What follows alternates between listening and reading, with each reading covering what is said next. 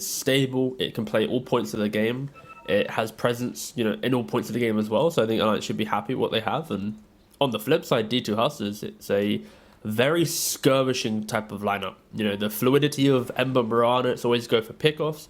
Same thing for Drow. When you go for this shard play plus Yasha or something, Dragonlance, you're always joining your team as well. So yeah, I feel like D2 Hustlers, coming off of the back of that loss that prevented them to get to Division 1, they've picked a really fun lineup that can just play quite nicely, but it will fall victim to the eventual wall that Alliance and Kezi was mentioning in the draft that Alliance can build up. Sure. I mean, and coming into this game as well, considering how we've seen both teams play today, obviously both coming off the back of a loss, but would you say out of these two teams, you feel that one of them is playing a little better out of the performances so far today? It's hard to say, because I feel like Benaspa had such a grasp on both of the games that they played that we didn't really get to see. I think if anything, D2 Hustlers showed us more of a comeback potential. So I think I'd put D2 Hustlers slightly ahead, but from today at least, it's actually quite even between the two. Well, let's see who's able to pull out the win here in this final game. So get that better spot on the board and get that extra bit of money. Yeah, and of course for D2 Hustlers, you can't forget that this is the team that doesn't have any organisation support. We've already spoke to Alex in interviews about how, for them, every result is so important. Getting to Division 1, trying to get that sponsor is critical for their team to support the players pursuing this. So obviously not being able to win the tiebreakers hurts a lot, but this series, of course, is $4,000. It's going to help a lot for some of these players in the run-up to the next division. No, so for sure. In no way is this a just tap-out type series for this team. No, absolutely not. Absolutely not. And in terms of both of these teams going forward to playing again in Division 2, do you imagine both squads will come back and sort of just continue to work on the strengths that they've built up in this first Division 2 for both of these teams? Well, I'd like to think so. I think the best thing that a team can have is stability, as long as the players get along and there is that kind of camaraderie built up within the team across all 5 players. And I don't really know the teams on a personal level, but if that is a thing that they've already accomplished and it's just the kind of the Dota aspect that they're trying to improve on, then for sure I'd love to see both of these teams stick it out and show us how they can improve in the upcoming tour. Let's have a look at this top lane. Definitely feels like it's pretty strong here, the Slark and the Tree. Very happy to punch into Davai Lama and Alex if they get too close. Yeah, you don't really pick Pango to win lanes, that's for sure. Like, Pango offlane, it's a really fun offlaner if you get like a cheap kill. Like, once you get one kill, your lane can snowball because you get Wraith Band, you get Orbital Corrosion, Mana Boots. It's all about the fight, and already they're getting that kill. There we go. That's the kill you're talking about there, T. And not just any old kill, it's a first blood. That's a big one. Like, already look at his stash. He's buying Blightstone, Double Mango, Tango. Like, I feel like I played enough pubs where some mind control offlane Pango just like kills me once in lane, and I hate the lane. Charlie, he jumped in for this.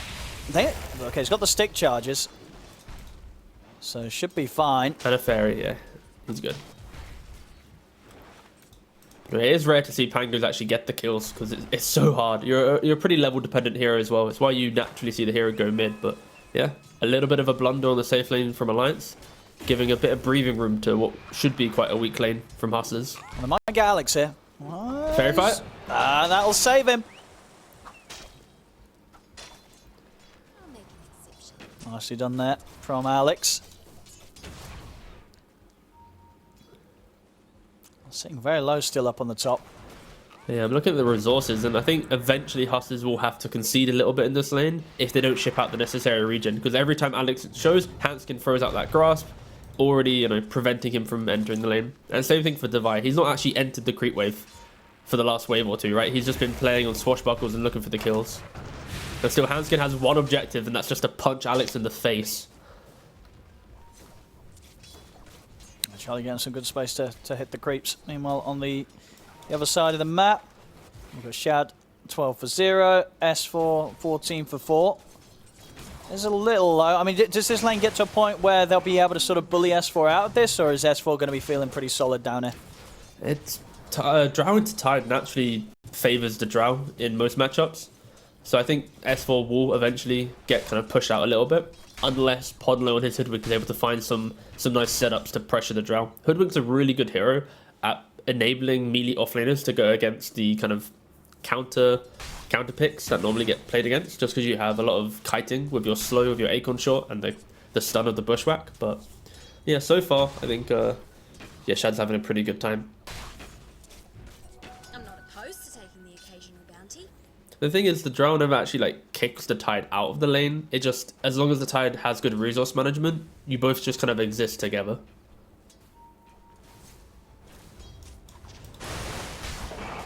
Nice thought. He's just going to head and grab the wave, so he can take it somewhere where he's not going to have to worry about Shad getting hits in on him. Yeah, the good old lane pulling shenanigans that we get to see all the time. Yeah, this will be pretty happy now. He gets to farm on the tower, double wave, no issues. Top lane Charlie, back down to half HP once again. Yeah, this lane's going really well for Hustlers. You know, 21 CS to the Pangolier, 21 to the Slark. In no way has this Slark been shut out of the game, and nor have they fed away any cheap kills that easily could have happened against the Trent. So, yeah, really nice laning phase coming up from Hustlers so far. Yeah, Charlie still got a fair bit of regen to play in the lane with, so should feel able to step up every now and then still, despite the strength that these two have. I mean, the cool thing as well is like this Ember versus Leshrac in the mid lane. Like the volatility of these heroes. I think 6 minutes is a crucial point for either hero. If any of them gets like a haste rune and has the mana pool, they'll suddenly break out onto the map and start making these big plays. And we're not yet seeing any supports on either team rotate towards this mid lane. So Ember should be able to get the rune by himself, throwing a Remnant to one side, actually just going for a kill instead. Going straight in, and Chuen. He's, I mean, one more sleight of fist. One more sleight of fist will do it. There it is, just on the edge. Mirage with the solo kill in the 1v1. That's massive, honestly. And then he sees that there's no rune top, so he walks to bot lane. And yeah, I mean, I clicked on him, saw he was about to hit 6. Like, uh-oh, is he going to go for the runes or is he going to go for the kill? And instantly, that killer mentality on Mirage gets that solo kill. Oh, very well played here. And yeah, DD in the bottle. Lovely one to have here for the Ember Spirit. Already a 700 net worth lead from Ember to the Leshrac, and then the Slark has a 200 or 300 net worth lead to the Slark. That is insane start from Hustlers in their mid and off lane.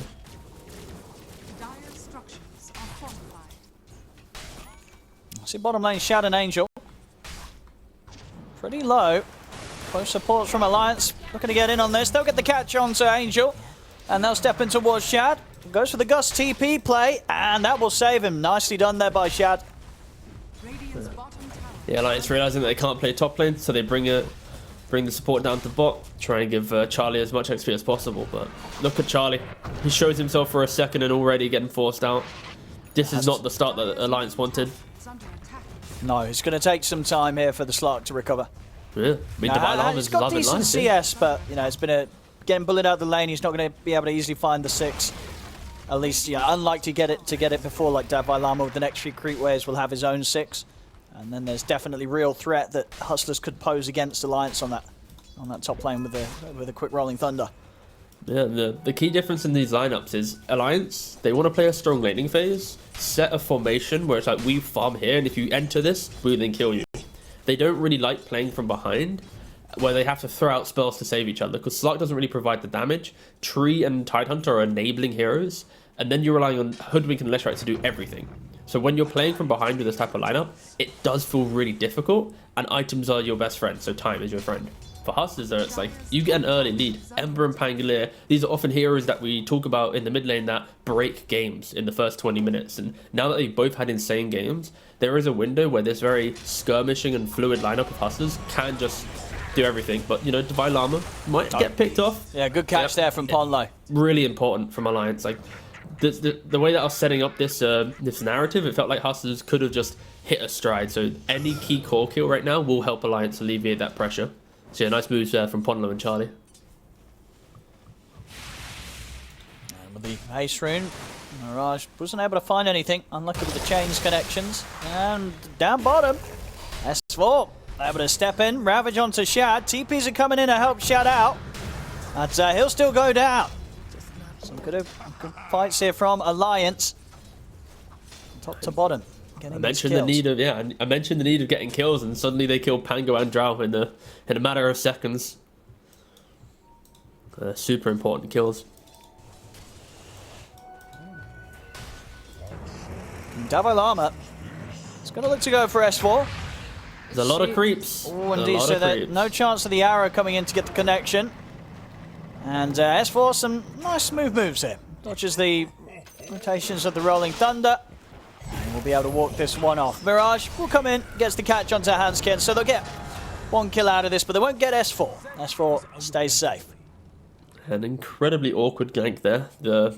The fact that Morello's trying to arrow through multiple creeps, it wasn't really the angle, and on top of that, you're jumping a Tide Hunter with only a couple of stuns to your name with 2-point Kraken. It probably would have got dispelled at some point. It's very optimistic from Hustlers, but I see why they're trying to make the play there. They need to out this Tide Hunter from casually farming their jungle, because imagine if Lesh is farming Dire jungle, Tide is farming Radiant jungle, and on top of that, everyone else from Alliance is just chilling, running around the map, farming whatever they can, right? Like, that's where net worths are built from. So I can see why Hustlers are just throwing these spells out randomly. It doesn't even matter if they don't kill him. It's more just a deterrent of, if you stay here, next time we'll bring 3 heroes, and then you will die. So they're just forcing Alliance to show a little bit of respect to Hustlers' farm.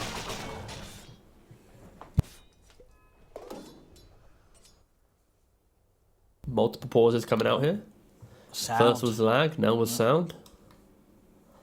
Few tech issues.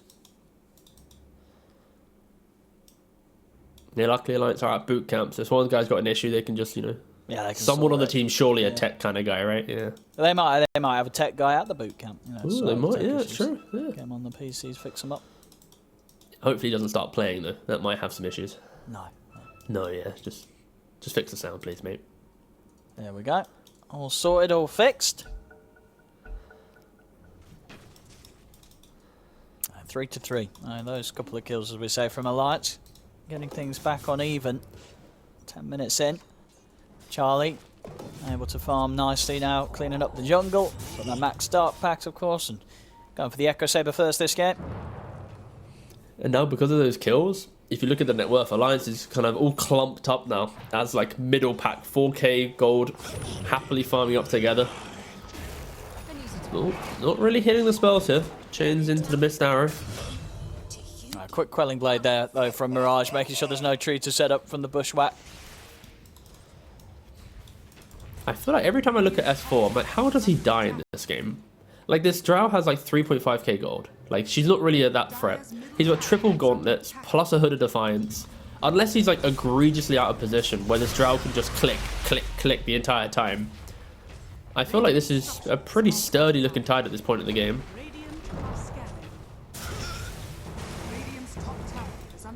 They're trying to hold this tier 1 tower. It's proving very difficult to do so. So Hustlers will be able to take it. Didn't quite have the Ravage back online yet, so 15 seconds until that's ready from S4. Yeah, only 1 point in living armor right now, so not really utilizing that bonus armor to keep these heroes alive against the slight spam of Mirage. They have got eyes on the fact that there's a triple ancient stack here. That's a big stack to steal. I mean, they've taken away 1 so far. Not really too easy for these heroes to do anything about that, though. So. It'd be pretty grief if they stayed around for it. If anything, they can utilize their vision that they placed here. Hanskin should be dewarding it, though. And then look to maybe take the fight when they go to do it themselves on Alliance. I mean, neither team really wants to do Ancients other than Tide. But right now, Tide's playing a very lane-aggressive playstyle that he's always shoving in one lane. And if he was to retreat to the jungle, then he'd be conceding a little bit of farm. So he might go now to go farm them, especially with D2 Hustlers posturing. And there's offlane Panglare already with the Diffusal Blade. I think for the Vilama, he's really excited to try and get this into something. Issue is, his Drow isn't ready to join the fight, and the Ember, you get hit by one Overgrowth, hit by a Ravage or anything, there will be enough, chain CC on top of that to kill him off. So D2 Hustlers have to be careful how they enter this game. Even though they are the ones that want to be the aggressors, they have the items. They need to respect Alliance's ability to counterplay. Yeah, and there's the Ancients. fallen. Dire's structures are fortified. Hustlers have got Alex and Angel being nice and annoying here for Charlie. We're able to snipe a few creeps from the camps that he was trying to clear through. The arrows and the fade bolts. CTP's coming in from Alliance. Ponlo is going to make his way towards the top. See if he can maybe set something up here.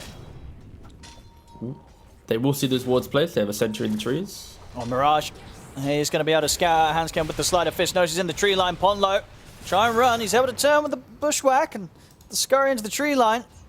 See if Davai Lama's able to find him. He is. Shield Crash will catch him, take him down. Dire's top tower is under attack.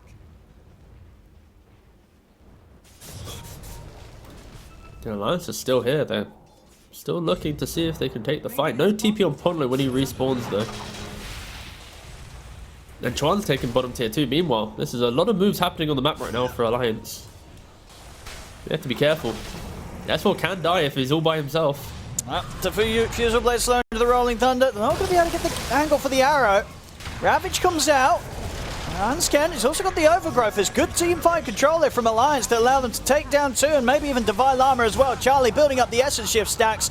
They'll be able to get all of the kills there. 3 dead after the attempted fight. Mirage is still sticking around to try and finish off S4, but he hasn't got enough damage on his own to finish the tide. S4's fine. Well-held fight there by Alliance around their tier 1 tower. Some good ultimates from the Ravage into the overgrowth. Yeah, luckily for Alliance, S4 wasn't all by himself. You know, as soon as Chuan hit bottom tier 2, he retreated back into the jungle. There was no vision there, and then he just, you know, cheeky little TP that then enabled the turnaround. So, yeah. I like the fact that for Alliance, good communication was clearly happening. It was, I've showed bottom, chill for a second, I need to reset myself, and then as soon as the Leshrac was able to join the fight, that's when like the baiting them into the engagement, the oh look, I'm a tide all by myself, bam, the turnaround. So yeah, nice stuff from Alliance there.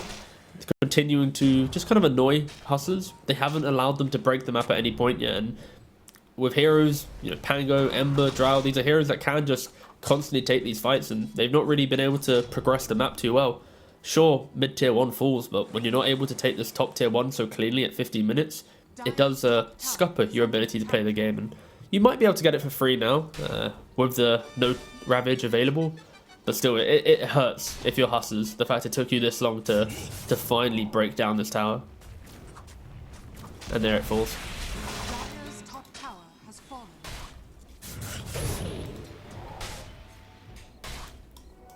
See Hustlers. See if they can do anything here. That's the Bloodstone being popped by Chuan. No chance to go with that though, Davai Lama. Top tower is under attack. Wanting to get his Blink Dagger done before they commit for the fight. Lots of space for Charlie. Diffusal Blade pretty much finished on top of the Echo. Yeah, it's gonna. I mean, Diffusal Blade is insanely good against Pango, against Ember. Like any of these heroes, if you jump on them for a second, their mana pool isn't too big, and you take away that key bit, and suddenly they can't maybe swash or Remnant away. It's super disruptive. So yeah, Charlie secretly been farming up. Hasn't had to do much other than double kill top, and he'll happily join a fight now. Tried to make the pounce onto the Ember, wasn't able to connect on it.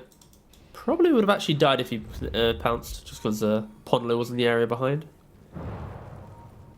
The Hustlers are going to go for the smoke movement. Radiant's bottom tower is under I feel like Hustlers, they really want to make something happen. Yeah, it's been a very passive 60 minutes for a lineup that could have been rather aggressive. See if they can find it. Is into the ultimates of Alliance. Lama's Right off the mark, Charlie. And he's going to come in and onto Davai Lama. They get the stun follow-up. Davai Lama the first to fall.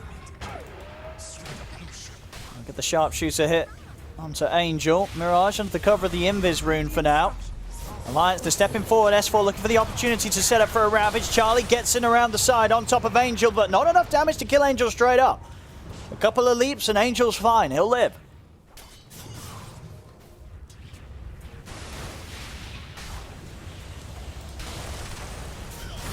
See if they can go for more here. They get the Bushwhack. S4 is going to follow up with a Ravage. Bushwhack into the Ravage, into the Pounce, into the Stone. We've got the stolen Ravage there from Alex. It's fancy, but not enough to save their Embers. Mirage still goes down. Maybe they can find kills in return, though. Davai Lama comes in with a Rolling Thunder. He's going to head over towards, another bounce back on towards Chuan. Chuan's healing up a little bit, not enough. Trent goes down. Charlie back in onto Angel. And again, I mean, last time Angel lived on. Is he really going to live again? He's actually going to live again, Angel. 2 times now that we've seen them go for this Mirana. And they've been 1 hit away from dying. Fucking Ponlo will be able to snipe him with the acorn shot. So finally able to take the Mirana down at least. That's, of course, Alliance at the end of that one do end up losing Chuen and weren't quite able to finish the tier 1 tower. So Hustler's able to take something back from Alliance there on that defense. Yeah, a little take back, but when you look at the recap, it was 1,000 gold goes to the side of Alliance. The XP still goes the way of Alliance. It was 3 kills for the 1. Of course, Pango started the fight by dying and then respawned to re-enter the tail end of the engagement.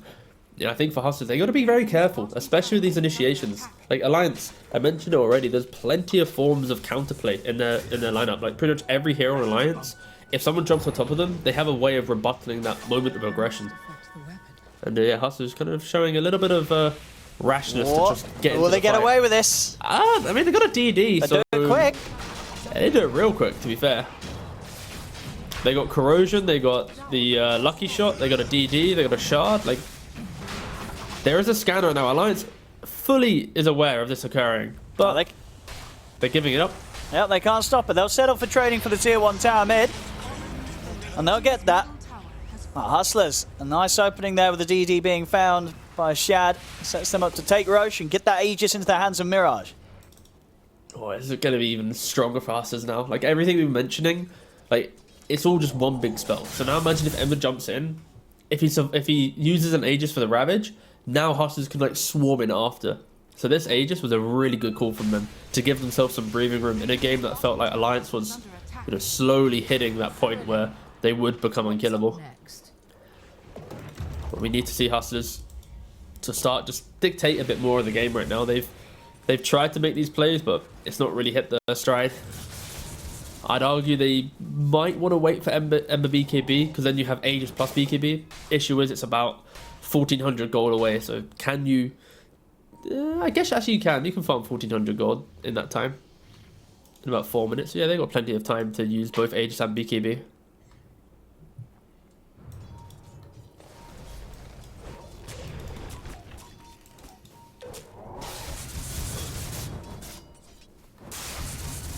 Oh, the Rubik's Stolen Ravage is about to expire. Farewell, sweet Ravage. Oh, there it goes. It's gone. Oh, should have pressed it. Yeah, it's true. He had full mana as well. One last farewell on the Ravage before it goes. Well, I guess then because then if he stole it again, right, it would still be on cooldown. That's how Rubik works, right? Or am I crazy? No, that's how it works, correct. Yeah. So I guess you don't want to mess around with it long. But it would be fucking cool. You can't live like that. You've got to live like you're about to steal it again. You know? Yeah, that's true. He's got to be prepared for turning up to this fight and getting the steal. There we go. See if they can find that fight. Not going to find anyone inside their jungle right now. Alliance, really nice map read there. Just understanding that Hustlers are going to try and sweep through their own jungle, clear it out. And once again, we get kind of this status quo. It does feel like Hustlers are respecting the need for BKB. Like, once BKB comes out, this Leshrac has to be careful. The Tidehunter kind of falls off a little bit. And it's all emphasis on Charlie on how he enters the fight. Alliance, they need Charlie to jump in with this Axe, bait out a key BKB, disengage, and then look for that secondary fight. Although Charlie isn't really hitting any pounces right now. He just missed the second one by about 40 degrees. He's heading over the way of Mirage. He has a Remnant out for now, so potentially could jump away. He's the man with the Aegis. Nope. Missed that one by about 5 degrees. That was close, that one. Yeah, he's calibrating right now. He's calibrating. Not quite able to grab him. And even if he did, unlikely Mirage was to die to that sort of move. It's more than fine. Aegis BKB, very, very fine now on the Ember Spirit. A tricky kill to get, unless they keep him chain locked down. And Shad, he's 300 gold away from BKB himself. There's going to be about, I'd say, once BKB comes out in Courier, like 50-second window potentially, where double BKB on Hustlers. I see Chuen. It's going pretty deep on this bottom lane push. Arrow, they hit it. And he's not got any... Well, he's got Ponlo Nice by his force. side. That'll actually be enough to get him far enough away from Davai Lama at least. Mirage is in with the haste rune. They'll settle for Ponlo. They'll catch the hoodwink. Now time's been bought for Charlie to turn up with Chuen. He's looking for Mirage. We'll get him with the pounce, but BKB and Aegis still there for the Ember Spirit. Charlie building up the Essence Shift stacks. Look at the second catch onto Angel, and Ravage is there as well. Angel down, same for Mirage. That's the Aegis gone. He will have BKB ready on his second life, and he'll pop it. See if he wants to stick around and play aggressive, though. He's taking a lot of physical damage, and the overgrowth's there. He'll get caught. Chooses to stand his ground and try and fight, but ends up in his own second death in that fight. Aegis gone and immediately dies after.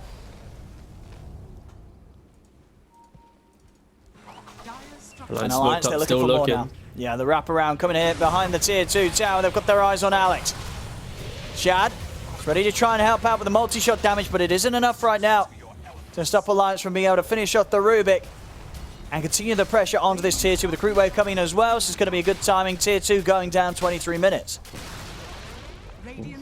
You can see from Alliance, they're so confident with these heroes. The way in which, Chuen gets jumped, it's like, cool, whatever. I think for Hustlers, 2 times now, this Pango and Mirana have tried to make incredibly optimistic plays in this game. First in the remember S4 when they pushed him out of the jungle, and then again on this BKB Leshrac. I understand that they're trying to poke and prod and maybe bait out a BKB, but this the discipline from Chuen. He just knows the damage that they can actually output and the need, the lack of need to press it. And Alliance, they respond quite nicely to be able to turn it around. Hanskin, of course, with the overgrowth. I think for Hustlers, they had a nice timing to apply some pressure there, but just getting outplayed in these bigger fights.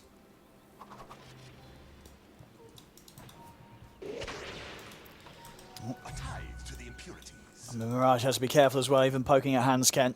There's back up behind him, Charlie. He's looking for the pounce. Won't be able to get the catch. Put the Remnant out. The fun thing is, anytime he actually hits that pounce when BKB's down, it's going to be a kill. Or he's going to have to trade the BKB charge, which Mirage doesn't really want to do in this game.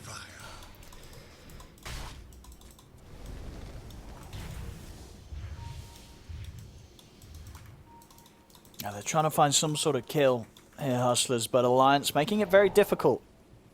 I mean, what was it? They've gained 2 kills in the last, 10 minutes, it feels like? Hustlers have just not been able to find anything in this game.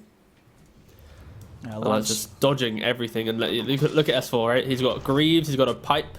He would probably go blink after this into a shard. This Tide is going to be enabling his entire team. Even if they are caught to potentially rebuttal that initiation. Charlie, can he find the leading the way? They'll get him with the pounce on the down by Llama. Will manage to get the Rolling Thunder off and looks to turn, but the overgrowth, they'll hold him down. Alliance again making sure that Hustlers just struggle to get any sort of chance to make moves here in this mid game.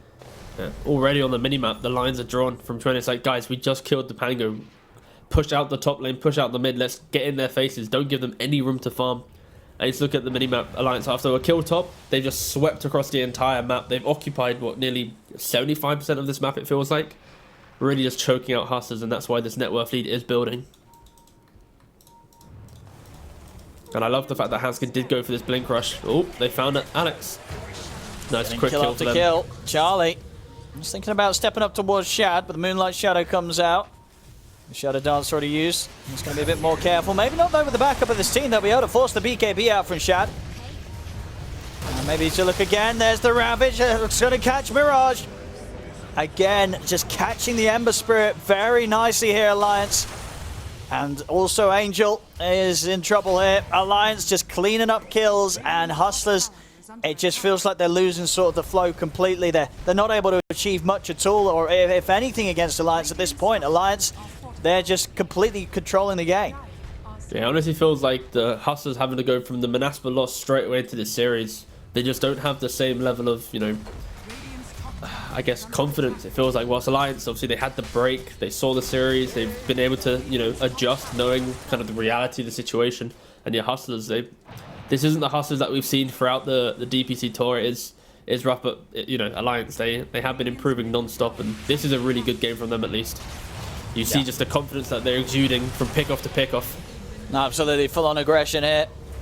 Radiant's top tower is under attack. It's tier 2 in the mid. Oh, look at the chains. Hold on to Charlie.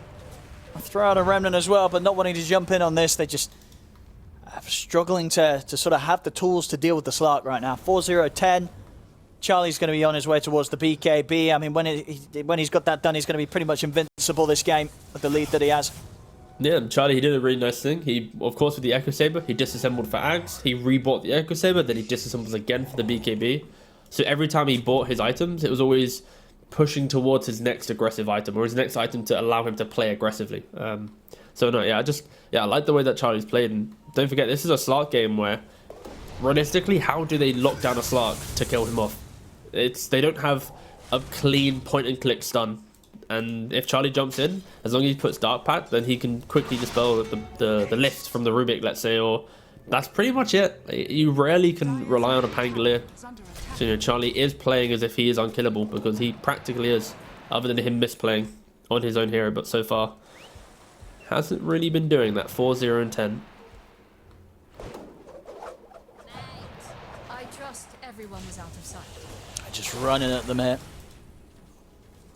Hustlers. Radiant's bottom tower is under attack. Really? It feels like it's been a while since we've seen them manage to take anything from Alliance in this game.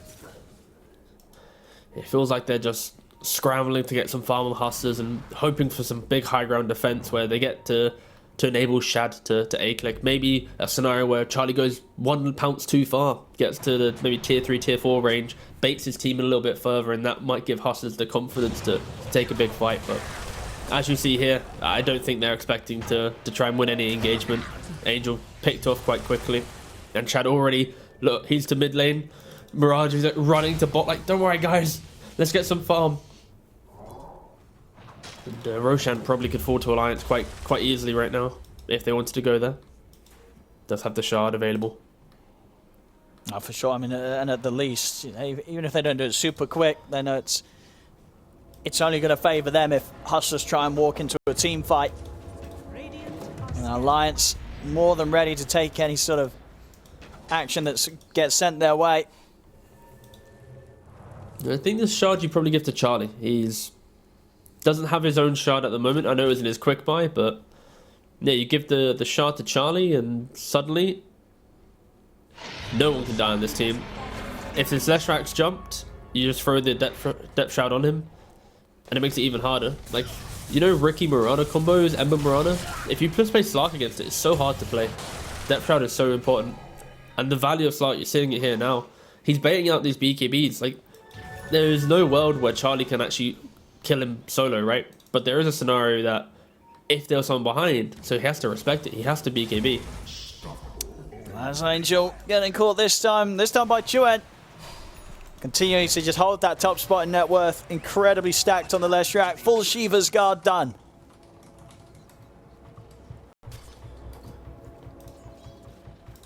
I mean, I feel like S4, like, I don't want to, like, he plays Centaur, he plays Tide, and when he's on these heroes, it's like vibes, you know? Insane vibes. Even his Tide. I think his Tide's better than his Centaur, actually, at this point. I'd like to see him pick up the shard and play on the tendrils. Super important to give Tide playability outside of Ravage. But so far, his itemization and his playstyle has been really fun to see. Fun to watch, sorry. Charlie can get the full basher sent out very shortly. Shad has got his Silver Edge done. We'll see if Hustlers do manage to find a situation in which Alliance, maybe, as you say, go a bit too deep. And Shad's able to be in position to lay down the damage. Alright, so they got really nice positioning. You got S4 in one lane, Slark in the other, and then double supports just kind of hugging the tree lane close enough to either of them that if they were to initiate on Slark, you have the turnaround. They jump the Tide, you have that support turnaround. Meanwhile, you have Chuen with the boots of travel, the BKB and the Aegis, all by himself on the other side of the map. So I think Alliance have really set up this kind of, at least lane pushing really nicely to prevent Hustlers this quick pick-off opportunity. S4 though, might have spoken too soon. Well, they're going to get the follow-up done onto him. In return, a lot of damage onto Shad. Pounce is going to be off the mark though from Charlie, not able to catch Angel. See if Hustlers can get more from this. With the sharpshooter hit onto Charlie. Still not going to be able to immediately step out the base and look towards chasing up into the high ground. They'll still look to see if they could turn this into anything else. Moonlight Shadow popped. It's a nice kill, Gino, to get S4 after a long period where they weren't able to get anything at all. Can they do anything more with this? It's probably looking unlikely still with how far behind they are. There's a sea of wards. Like, look at the minimap. It is just ward after ward after ward. Every single lane has a ward. So no matter what Hustlers do, unless they're smoked, you're going to see them coming. And I just praised Alliance on a really cool map setup. And then the moment I finish, the supports just kind of wander away from S4 and he dies. Like, come on. It was so good. So looking for Mirage here in the trees. And Bull forces BKB out. Stand his ground though. The arrow does connect onto Chuen. See the shard here from Slark giving Chuen some sort of safety, but Davai Lama still in with the Rolling Thunder. It's going to be Chuen down once. So I think he can go for a round 2. As Hansken is going to jump forward. There's the overgrowth. He's caught Mirage and he's caught Alex. And that's Mirage out with that buyback. And look at Chuen go. He's just diving in. Up to the tier 4. That's both cores down without buyback, T. Ooh. What's the full? Mid lane to full? Bot lane to full? Top should be fine because of the tier 2, but this easily could be 2 racks. You've got the less rack. I don't know how much Pangolier can really do.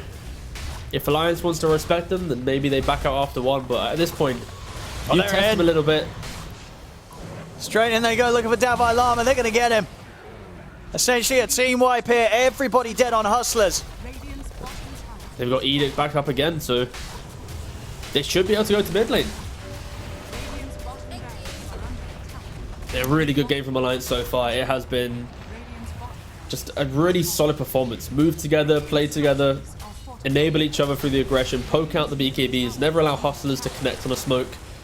Second fortification coming in, so that will deter Alliance from going for 2 racks.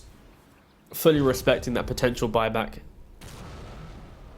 You know, Alliance, they realize that this is their game to win, up by 22k gold. 24 kills, 30 minutes. Next few items coming out. Full Lotus on S4.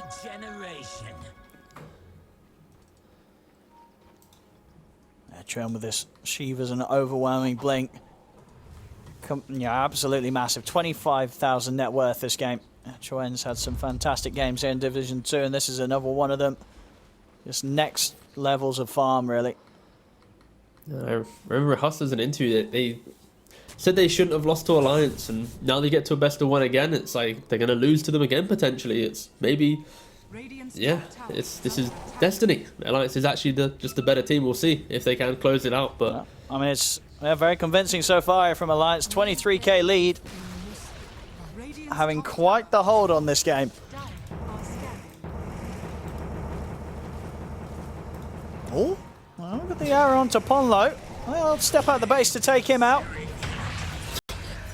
I think Alliance is used to this at this point. Poor old Podler, he is he's often his lonesome now and again.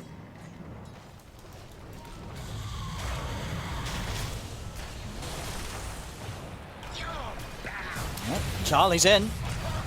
Come in with the BKB. BKB has to come out from Mirage. Shadow Dance here from Charlie. He stands his ground, and there's the root. Holds in Mirage. As Mirage has nowhere to go. Down again for a full minute. Shad turns with the BKB. That's actually Charlie dead. Ravage is there from S4. I see Chuen commit with the BKB himself over towards Davai Lama. He's going to opt for the TP out. He'll make it away. But they take down Charlie. Slark, yet to die this game, right? That's the first time he's gone down. They will manage to kill him. Yeah, I mean, he had the depth shroud available, just wasn't able to get it off. Let me just double check. Did he get perfectly CC'd? Yeah, it was a Mindbreaker into a lift, into then an arrow, and then he died. So just perfect set of spells there from Hustlers to be able to kill off a very elusive Slark. And I'd say you have to be careful. Like, this game, it's like, what is it? 90% they should be winning it. I don't know what, win probability is saying right now, but it should be favoring Alliance quite a lot. But these types of plays, if they get a little bit relaxed, suddenly the Stroud gets one more item, and she's able to position. Like, you have to respect the Hustlers' drive right now. Yeah, that rapier. She's already queued it up. Let's go. Silver Edge rapier. I mean, why not? What do you got to lose? This is your last game. You got to go out with a bang. And Divine Rapier next up for Shad would be I mean, I hope we get to see it. He's got a fair bit of money to build up before he can afford it. But the dream has been set here. I'm here for this timeline. Just imagine the story. Hustlers down 23,000 gold. They get one pick off onto a slug. Somehow the confidence of a Rapier builds in. You know, I could see it. This could go down in Division 2 history. Realistically, Alliance should just be winning this game. It's their game to lose. I'll put it that way. I mean, I didn't see. Did we get the Dota Plus up on screen? I don't think we did, mate. No, we didn't. I mean, you're right. It's got to be. It's got to be in the like 90s. It's 90% minimum, right? It's 99. This is a 1%. If this 1% game gets a Rapier, you know, on Shad and then a turnaround, that will be quite something. But what do you think Rapier 1%. does to win percentage? Do you think like Rapier bumps it up by like 3-4%? Like what's your history of Rapiers being bought and win probabilities? I don't know actually. I don't know what the kind of the recent win rate is of Rapiers in professional games. Yeah, it's not too much to be fair. It's actually quite low. I mean, ever since the whole True Strike change and the Medusa's Rapier has fallen off a bit. So yeah, maybe fingers crossed for a Rapier change in the next patch. Ooh, yeah, maybe I like that. Or more items that drop on death. Let's have more of those. I like those. That's pretty cool. We have Gem and Rapier. Some sort of like spell casting Rapier. You know what I mean? Yeah. Like some sort of insane spell amp or something. Oh, hello. I get the jump on Charlie. They're able to change control of Charlie. Oh my goodness, he's able to get the BKB off just in time. There's still the multi-shot causing issues. He'll come in with the BKB and Shadow Lance from Shad. There's Handscam with the overgrowth. Gets the catch on them. That's going to be Angel going down. Mirage has to run. He's caught by the Southern Nature's Grasp. Chuen just pumping out the damage. Shad goes for the TP out. They'll get him as Chuen jumps in. Triple kill for him. 4 dead on Hustlers. It got very, very close there. And it's there. GG. GG and disconnect. Well, let's get the order right. More disconnect than GG. But there it is. That's this game over and done with. Alliance, they will win this final best of the one.